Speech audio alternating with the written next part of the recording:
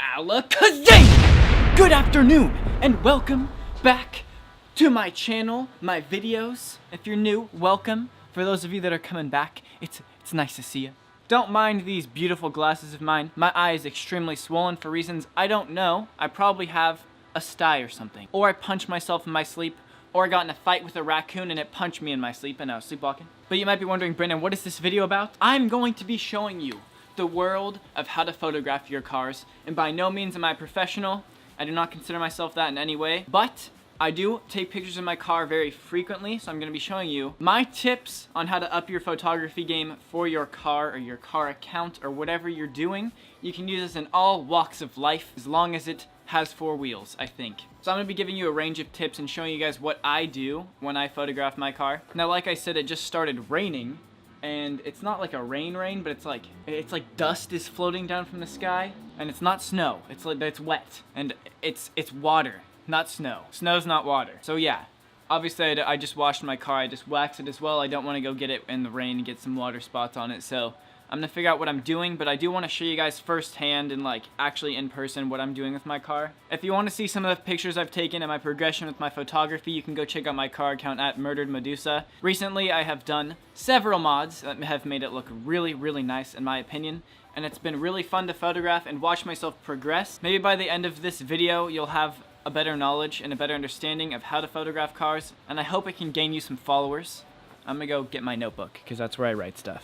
This is in no order, okay? I highly recommend you put your computer, I highly recommend you put your camera in manual mode, or at least play with the settings. Don't put it in automatic because it may give you a good picture at first, depending on your camera, but you're always going to be able to get a better picture by putting your camera in manual mode, whether it be just controlling the aperture or shutter speed. You still want to be able to change it up and change your settings to your desire. The other thing you're going to want to do is get low. The main thing I strive for is getting as low as I can. Usually I put myself on the ground, or I put my tripod as low to the ground as I can. That's a good establishing shot because it can get a lot of good angles of your car. Now, don't only shoot low, you're going to want to shoot from all sorts of different heights, but I prefer getting low because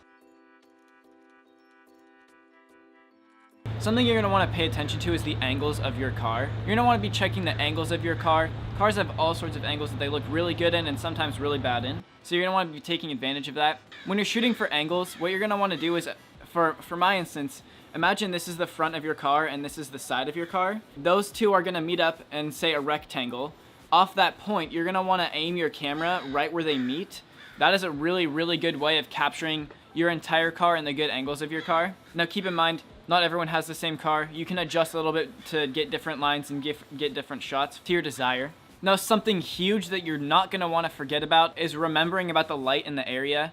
Whether it be the sun's behind you, in front of you, behind the car, or not even out at all. That's a huge factor in making your shots look good. It can completely change the look of your picture, whether it be good or bad. It can also create some sunspots on your lens, or say your car, if you have a black car that's really shiny or something like that, you're gonna wanna keep that in mind. Now, of course, the background, this is good for any photography situation. Make sure you don't have a boring background in the back, and if you do, make sure it's a good picture, because if you have a really interesting background, it's gonna totally change the look of your picture. It's gonna change the mood, and it's gonna say a lot of different things about your photography. Now, going off of that, make sure you don't have any annoying...